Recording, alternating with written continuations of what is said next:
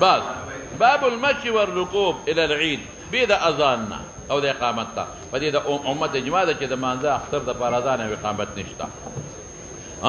مولا علی قاری لیکلي صاحب د مرقات حواله واورا چې الصلاة جامعة لفظ مستحب دي چې وي الصلاة جامعة اي وقتها جامعة چې خلق یو دی شي. لومبه بانګ معاویه رضی الله عنه ویلې د اختر د مانځه لپاره لومبه بانګ معاویه سے په خپل زمانہ کې ویلو او هغه بیا پیرستو عمل نور خلقونه کنو ختم شو.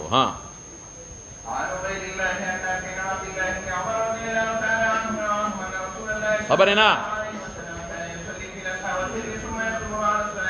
كان يصلي في الاضحى والفطر ثم يخطب بعد الصلاه. نو ګوره دینه څه معلومه شوه چې اذان او اقامت نه دی کړی پکې. شابه خبرنا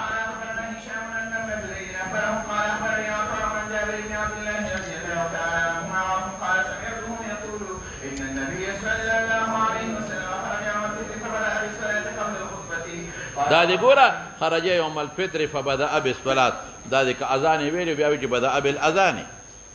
یا والاقامه نشته دی او قبل الخطبه. شابه قال سوق ابن جريج ويا استاذ ولېګه آل د ابن زبیر ته په اول هغه کې بیعت شو له ابن زبیر ته ابن عباس ته ابن زبیر په مکه کې د خلافت دعوه کړې و. ابن عباس ته استاذ ولېګه چې انه لم يكن يؤذن بالصلاه يوم الفطر اذان ګوري نشته انما الخطبه بعد الصلاه. واخبرني عطاء ابن عباس وعن جابر قال لم يكن يؤذن يوم الفطر ولا يوم الأضحى. وعن جابر بن عبد الله أن النبي قام فبدأ بالصلاة ثم خطب الناس بعده فلما فرغ النبي صلى الله عليه وسلم نزلا فأتى النساء فذكرهن نسيته أو توكوا لا سيخوضوا فيد بلال أو بلال باسط صوبه يلقي فيه النساء صدقة. قلت لعطاء أترى حقا تبين كذا لازم دي بإمام يخذوا تبدان لنسيات كي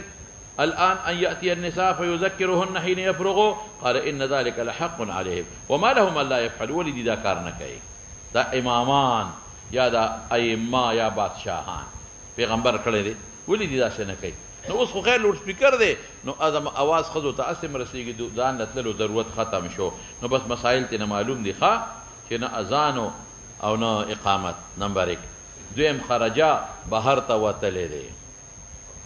دریم مونږ د خطبې نه مخکې دی او څلورم ښځو ته ځان له نصیحت او ښځې چونکې ناشکري ډېره ده جهنم کې ډېرې دي صدقې ترغیب ورکړي تطفئ غضب الرب کما یطفئ الماء النار. او دا ماتې مسئلې استې وکړه ستاسو یادې مې ښځې خپل مال مالکانې خو مې دې زمانه کې ګوره اموال مشترک دي لږ خیرات ته کوي که خاوند پرې نه خفه کېده او که خاوند خبر شو خفه کېده وی د خاوند نه دې نه کوي. باب الخطبة بعد العيد دا ائمه اربعه وي.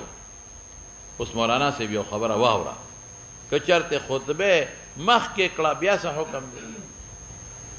خطبه خو اجماع ده په دې کې د اختر د مانځه نه پس ده خو که یو سړي خطبه مخکې کړه څه حکم یې دی؟ نو زمونږ او د مالک په نس خطبه صحیح شوه خو مکروه تحریمي شوه. خطبه صحیح شوه خو مکروه ولې د خطبې مقصد خلکو ته وعظ او نصیحت هغه وکړو خو مکروه تحریمي خلاف کار یې وکړو. او د شافعي او د احمد په نس خطبه کلا خطبه ده ما راته مخکې ویلو مې دی کې کلام را روان دی کنه.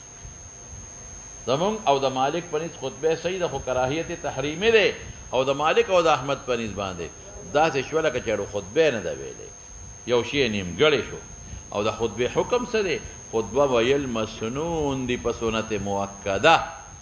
او اوریدل واجب دي. دا مسنون اوریدل څه دي؟ واجب دي. زو سر پسې شه مونږ دې صحیح دی عند الکل ثواب د یو نه شو نون مونږ د ټولو په نسبت باندې صحیح دی. ها قال اخبرني الحسن بن مسلم عن داوود عن ابن عباس رضي الله تعالى عنهما قال شهدت العيد مع رسول الله صلى الله عليه وسلم وابي بكر وعمر وعثمان فكلهم كانوا يصلون قبل الخطبه وبه قال فتسوالو کې چې كلهم كانوا يصلون عثمان صاحب خو په اخر وخت کې خطبه مخکې کړې خو سره وجه نه مخکې کړې وه. ګوره د عثمان او د مروان فرق دی. مروان ته به خلک کېناستېدل نه په خپله وایي عثمان ته به خلک کېناستېدل خو خلک ډېر شوي ورش ډېر زیات و نو هغه وی که خطبه ته فوت شي خیر دی خو چې مونځ فوت نه شي خطبه ته فوت شي ځکه خطبه فوت شي خیر دی اصل سیز خو مونځ دی چې مونځ فوت نه شي او که ته وایې چې عمر خطبه مخکې کړې ده نو نسبت عمر ته تقدیم د خطبې شاذ دی خو نسبت عمر ته نسبت څه دی شاذ دی هغه نه ده مخکې کړې ورپسې شاذ وبه قال حدثنا يعقوب بن ابراهيم قال حدثنا ابو سلمة قال حدثنا عبيد الله عن نافع عن ابن عمر رضي الله تعالى عنهما قال كان النبي صلى الله عليه وسلم وابو بكر وعمر يصلون العيدين قبل خطبته وبه قال حدثنا سليمان دلته عثمان نه مخکې ذکر شو دا مخکنی دور د عثمانو راوي هغه مخکنی دی ها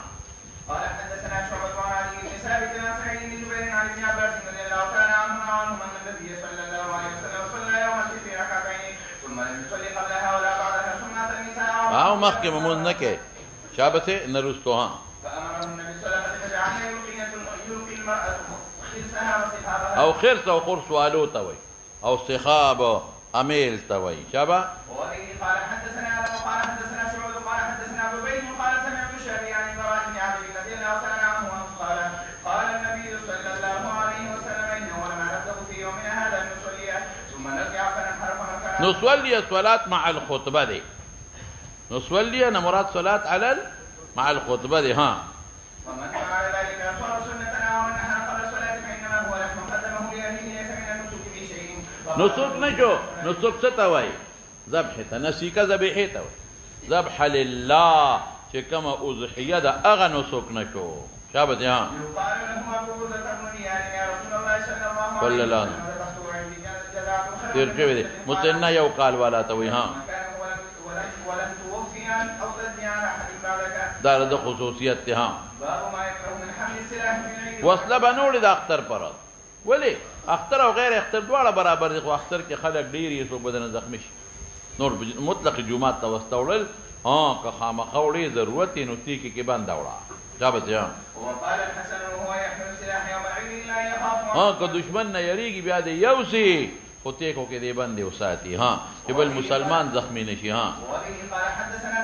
زكريا بن يحيى ابو السكين قال حدثنا المحاربي قال حدثنا محمد بن سوقة عن سعيد بن جبير قال كنت مع ابن عمر حين اصابه سنام او ابن عمر ته د نیزه دا اصل کې ابن عمر روانو نو چا د قصدن د شاته نه په نیزه د خپه واله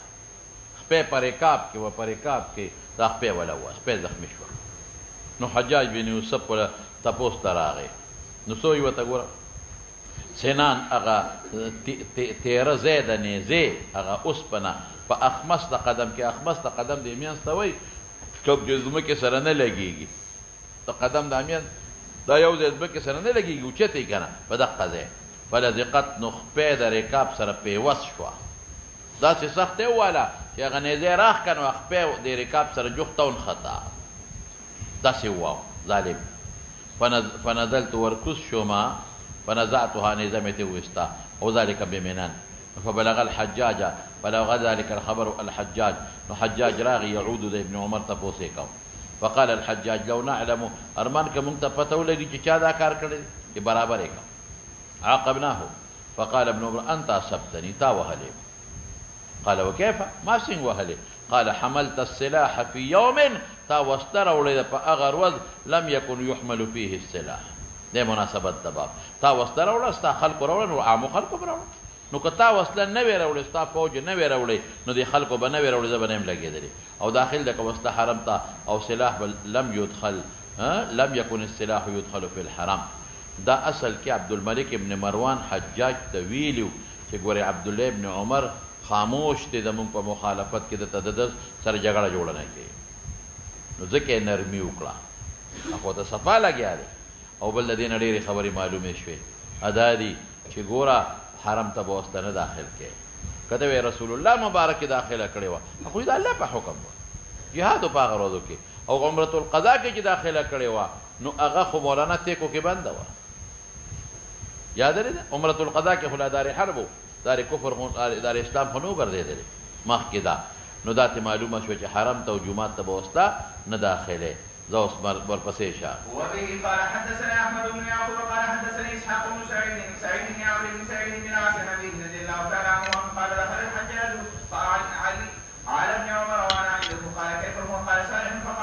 او تاسو یې کاو ها أصابني من أمر بحمل سلاح في يوم لا يحل فيه او چې هغه چا وهلې مچ حکم په حمل له وسلو کړی په داسې ورځ کې لا يحل فيه حمل چې حجاج تم دې یادو باب التبکیر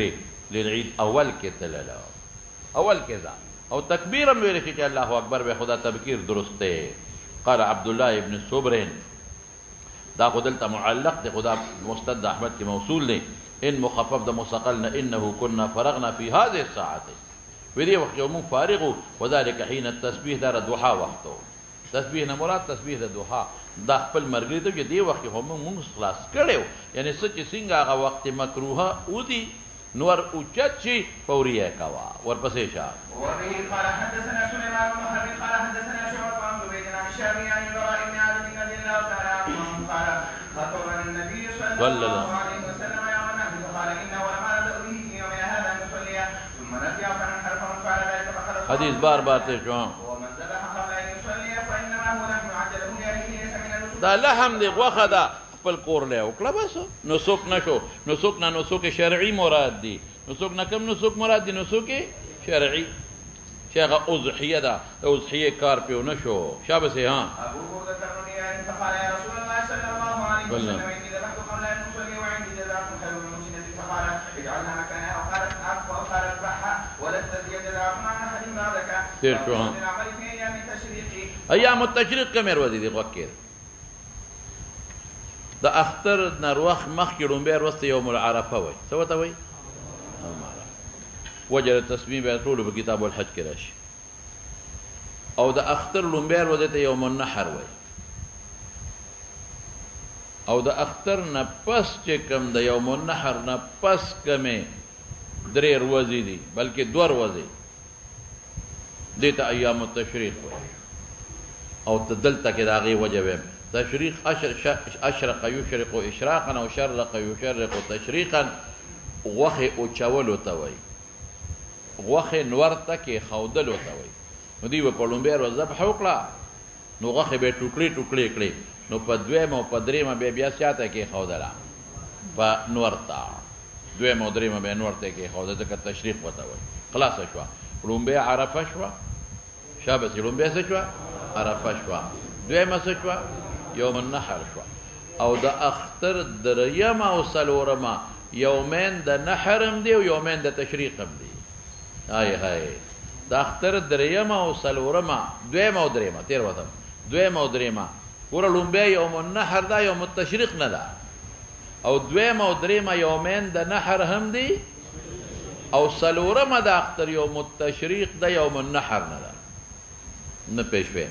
یوم عرفه وپېژندله یوم النحر کومه شوه لومبۍ شوه یوم التشریق نه ده د اختر دویمه او درېیمه یومین د نحر هم دي او قرباني هم پکې کولی شي یومین د تشریق هم دي او د اختر څلورمه یوم التشریق ده خلک پکې غوښې اړی راړی ورته خو یوم النحر نه ده بس دا یو شوه اوس به موږ یو بله خبره وکړو اوس د دې یو ایام التشریق اطلاق په دې پنځو واړو ورځو کېږي بلکې دا په چا باندې کېږي په پنځو واړو عرفه د اختر لومبۍ ورځ دوه شوې که نه او د اختر دویمه او درېیمه او څلورمه په پنځو واړو ورځو د ایام التشریق اطلاق مجازن کېږي ولې ځکه دې کې تکبیرات ویلې کېږي دې پنځو ورځو کې او د تکبیراتو نوم تکبیرات تشریق دی مجازن زو سر پسې شه وقال ابن عباس رضي الله تعالى عنهما رسول الله في ايام معلومات ايام عشر ایام معدودات کم دي ایام عشره ټول او ایام معدودات ایام التشریق هم دي شابته وكان ابن عمر وابو هريره رضي الله تعالى عنهما يقولان يسوق في الايام العشر كبيرا ويكبر الناس دې لسو ورځو کې بدل تکبیر به وي اصل تکبیر واجب خو په هغه خاص اوقاتو کې دی ایام التشریق کې لیکن دی به مخکې وي ويكبر الناس بتکبیرهما وكبر محمد بن علي حلف النافله نو دا نفل نه پس کوي نو اس مستحب دی واجب نه دی واجب بعد الفریضه دی شبه وبه قال حدثنا محمد بن عمر قال حدثنا شعبة بن سليمان عن مسلم بن بكير عن سعيد بن جبير عن ابن عباس رضي الله تعالى عنهما عن النبي صلى الله عليه وسلم قال ما عمل فيها من افضل منها في هذه قال ولا جهاد قال ولا جهاد الا رجل خرج يقاتل بنفسه وماله نفلی جهاد یادی ښه مګر هغه سړی چې ووته نفلي کې یو خاطر خپل نفس ور پیش کوي او مال او لم يرجع بشيء. شابته باب التكبير اياما خطر هلاکت ته وای کنه یو خاطر خپل نفس خطر او هلاکت ته پیش کوي ورپسې شه. وكان عمر رضي الله تعالى عنه يكبر في خطبته بمنى فيسمعه اهل المسجد فيكبر. تکبیر په ایام د بنا کې د ایام د بنا سود لکه عرفه نه شروع کوس لکه پویږي کنه دغه د تکبیر دی عرفه شو وایي یوم النحر کې سحر وختي کې به وای په عرفه پرود نه بلکې عرفه نه مخکې شروع کیږي خو عرفه دروازه نه شروع کا مینا ته خدای عرفه نه مخکې دي خو عرفه نه شروع کا عرفه پرواز او د عرفه کتبه کې دا خو په عرفات کې دا نه د عرفه سار په مینا کې دی سحر مینا کې دی بیا به عرفات ته روانېږي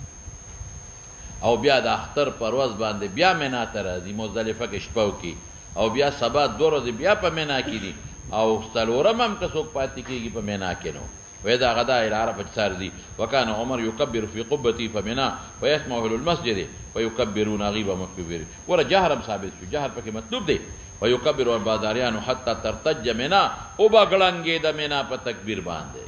كان ابن عمر يكبر ببنى تلك الأيام وخلف الصلوات وفرض مرادي وعلى فراشه اروخ کې وایا مانځه پس یو د واجب دی او باقي مستحب دی. وفي بسطات خیمه وفي بج وممشى تلك ايام جميعا ميمونه بتكبر يوم النحر او خذوا يكبر خلف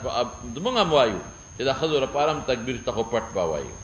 خلف ابان وعمر بن ابو ذي لا للتشريق مع الرجال في المسجد وخذ عواد عورت پټ وایو شابه. وبه قال حدثنا ابو نعيم قال حدثنا مالك بن انس قال حدثني محمد بن ابي بكر الثقفي قال سالت عن بن مالك رضي الله تعالى عنه ونحن غاديان ممسار روارو د بنان عرفات تا نسألت عن التلبية كيف كنتم تستعون مع النبي قال كان يلبي الملبي شاب لبيك بپاغه به انکار نه کېده ويكبر المكبر شاب تکبیرات بپاغه به انکار نه کېده شاب سيان. وبه قال حدثنا محمد قال حدثنا عمر بن حفص قال حدثنا ابي عن في حفص دي ها عن معاويه رضي الله تعالى عنها وانه قالت كنا منتبه امر کېده چې او با سوره العيد نخرج النساء نخرج النساء مقدر کا حتى نخرج البكر من خدرها اي في خدرها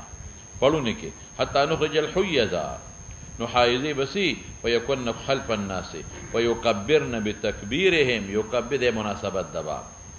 کہ تکبیر کی وہی اے مع تکبیرهم ويدعون بدعائهم اي مع دعائهم دا غدا جمع دعاء شو کر يدعون مع دعائهم يرجون برکت ذلك اليوم او طهر د دې ورځې چې دا طهر د ورځ اضافت فاعل تر سړي د ګنا نه پاکي. نو ګوره مسائل څه شو چې څوک لبیک وای دي که څوک تکبیر وای په دغه ورځ وای با او خدم هغه زمانه کې لازم کړو چې دا او د اجتماعي تکبیر هم ته معلوم شو او اجتماعي دعا هم ته معلومه شو. شابته باب الصلاه الى الحرمه يوم العيد. شابه اصل کې سوال کوي چې دا اختر مانځل خو به نيزه نه وړي او دا دلته خو حربه راغلی د حضور پاکه وی هغه حربه دی راوړی چې سوترې کارته والی. شابته قال حدثنا عبيد الله عن نافع عن عمر رضي الله تعالى عنه ان النبي صلى الله عليه وسلم تقبل له الحربه قدامه يوم الفطر والنحر ثم يصلي. باب حمل العربه بالحربه بين يدي الامام يوم العيد. شابته ها وخت کې څه حربه اوس عنزه حربه وړې نه زګیته وی عزا او حمار ته وی عنزام ساته وی چې پکې اوس پنوي. ها اصل کې مخکې نه دا وهم راغی چې وسله وړل خو دا هم وسله ده وی دا د سوترې دپاره ده ضرورت یې دی. ها قال حدثنا الوليد قال حدثنا ابو عمرو النبي قال حدثني نافع عن ابن عمر رضي الله تعالى عنه قال كان النبي صلى الله عليه وسلم يأوي الى المصلى والعنزه بين يديه تحمل والتمسح بالمصلى بين يديه فيصلي اليها. تقلشه والحية الى المصلى. وبه قال حدثنا عبد الله بن عبد الوهاب قال حدثنا حماد بن زيد عن ايوب عن محمد عن عتية رضي الله تعالى عنها قالت امرنا ان نخرج عواتق ذوات الخدود وعن ايوب عن حسب من اهله وذلك في حديث حسن قال وقالت عاتقه نوې پیغلا. ها ويأتي الحية المصلى. باب خروج الصبيان الى المصلى. وبه قال حدثنا عمرو بن عباس قال حدثنا عبد الرحمن قال حدثنا سفيان وعبد الرحمن بن عابس قال سمعت ابن عباس رضي الله تعالى عنه قال خرجت مع النبي صلى الله عليه وسلم ومناسبت خرجتو ابن عباس او د حضور پاک د وفات دروازه پورې نابالغ او شابته. ها باب استقبال الامام الناس في خطبه العيد. وقال ابو سعيد رضي الله تعالى عنه قام النبي صلى الله عليه وسلم مقابل الناس. وبه قال حدثنا ابو نعيم قال حدثنا محمد بن طلحه عن عبيد عن الشعبي عن البراء رضي الله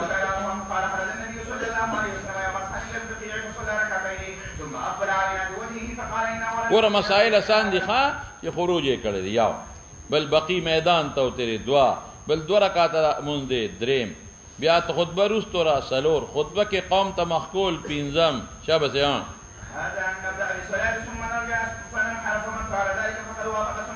طریقه